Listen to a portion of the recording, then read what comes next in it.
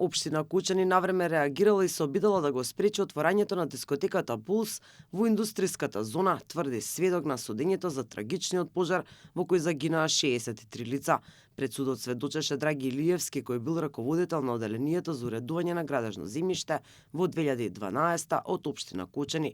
Градоначалник бил Радко Димитровски од редовите на ВМРО-ДПМН. Според него, објектот бил лоциран во зона намената исклучиво за лесна и незагадувачка индустрија, каде угостителски објекти од таков тип не се дозволени.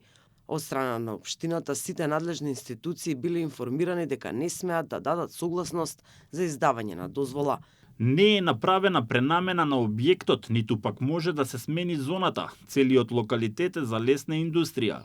Тогашниот градоначалник Радко Димитровски побарал информација од Министерството за економија дали за компанијата е издадена лиценца, но откако не добиле одговор, било испратено директно барање до Државниот пазарен инспекторат. Доставено е и до директорот на Државниот пазарен инспекторат. Предходниот градоначалник Радко Димитровски имаше сознанија дека ќе се отвора дискотека или ноќен клуб. Има поднесено барање до Министерството за економија за информација дали на компанијата Класик имаат издадено лиценца за отворање на дискотека или немаат издадено.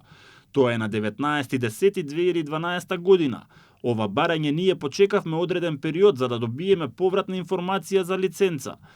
Не удостоија со повратен одговор и со договор на градоначалникот јас пишав до директорот на Државниот пазарен инспекторат барање за неиздавање на лиценца за дискотека. Иако првично било дадено позитивно мислење за користење на паркинг просторот, општината го повлекла откако дознала дека се планира отварање на дискотека. Адвокатката на сопственикот на Пулс Ивана Коцевска рече дека не постои доказ за официјално известување на газдата на Пулс за повлекувањето на дозволата за паркинг, како и дека конечната дозвола ја издава Министерството за внатрешни работи, а не општината.